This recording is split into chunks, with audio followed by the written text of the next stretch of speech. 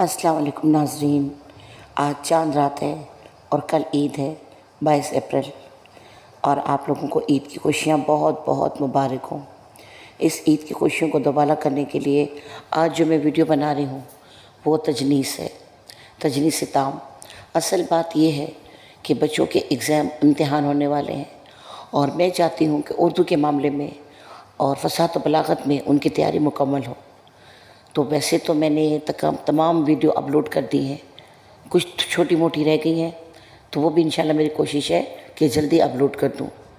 تو اب آتے ہیں تجنیس کی طرف۔ تجنیس کی ایک بہت اہم قسم ہے تجنیس طعام۔ اب یہ تجنیس، ویسے تو تجنیس کی بہت سی اقسام ہیں، لیکن سب سے زیادہ استعمال ہونے والی اور سب سے زیادہ معروف جو قسم ہے وہ تجنیس طعام ہے۔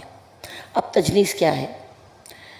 تجنیس اصل میں فصاحت و بلاغت میں ان الفاظ کو کہتے ہیں جو بولنے میں اور لکھنے میں ایک جیسے ہوں، لیکن ان کے مطلب بالکل الگ الگ ہوں۔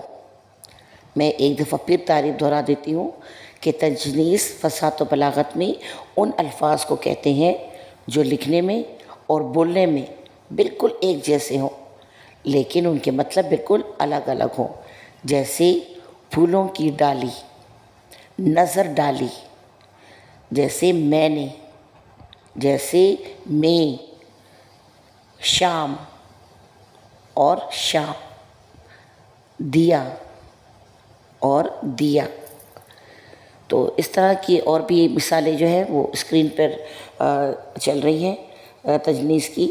تو امید ہے کہ آپ کو تجنیس طعام اچھی طرح سمجھ آ گیا ہوگا۔ اب آتے ہیں لفظ و نشر مرتب کی طرف۔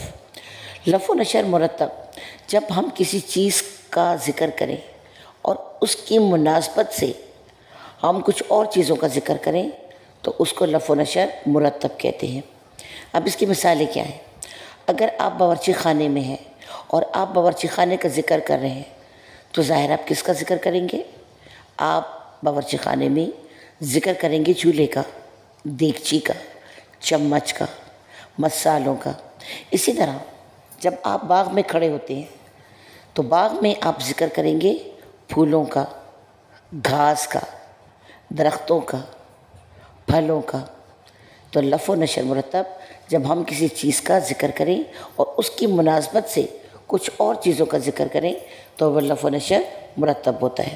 اگر شاعر شعر میں لفظ و نشر کو ترتیب کے ساتھ بیان کرتا ہے تو کچھ چیزوں کو ترتیب کے ساتھ بیان کرتا ہے تو وہ لفظ و نشر مرتب ہے، اور اگر وہ الفاظوں کی ترتیب کا خیال نہیں رکھتا شعر میں تو اس حالت کو لفظ و نشر غیر مرتب کہتے ہیں۔ تو امید ہے کہ یہ دونوں اصطلاحات آپ کو سمجھ آ گئی ہوں گی۔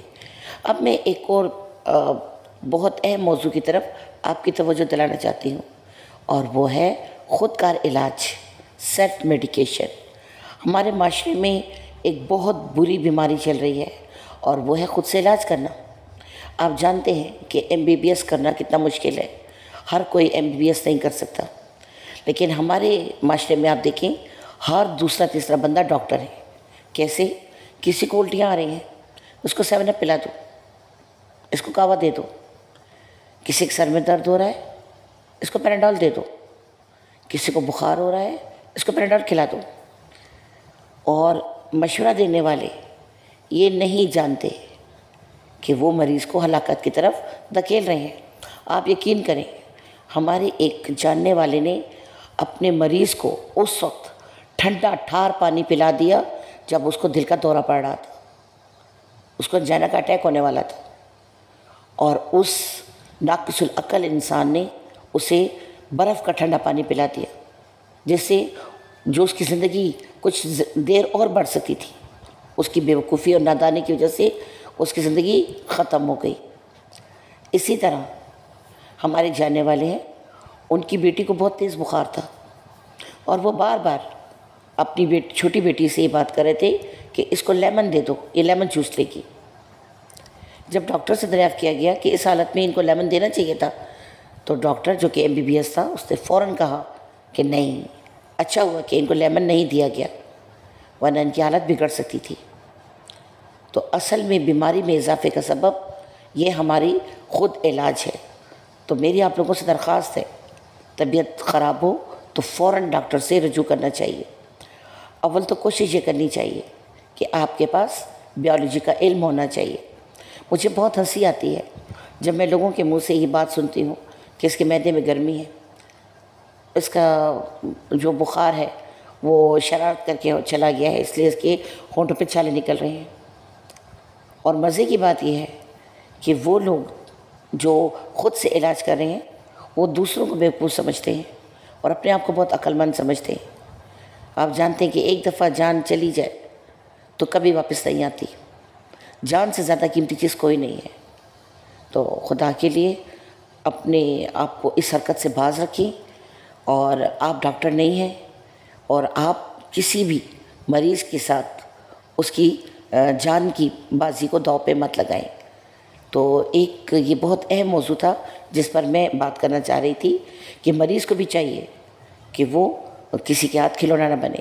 ہمارے جانے والے ہیں، ان کو شوگر کا دانہ نکل آیا اور عقل مند انسان نے اس شوگر کے دانے پر پتے باندھ دیے، جس سے انفیکشن اور بھی پھیل گیا، اور اس کے نتیجے میں ان کی ٹانگ کاٹنی پڑی، وہ اپنی ٹانگ سے محروم ہو گئے۔ تو یہ کچھ خطرناک باتوں کا میں نے آپ سے ذکر کیا جو میرے سامنے ہو چکی ہیں۔ تو اس لیے آپ سے درخواست ہے کہ مریض کو مصیبت میں مت ڈالیں، مزید تکلیف سے دوچار مت کریں، اپنا علاج اپنے پاس رکھیں، اور یہ جو MBBS بیٹھے ہوئے ہیں اور یہ جو ہاسپٹل کھلے ہوئے ہیں ان سے رجوع کریں تاکہ آپ قیمتی جانیں بچا سکیں۔ آپ کا ویڈیو دیکھنے کا بہت بہت شکریہ۔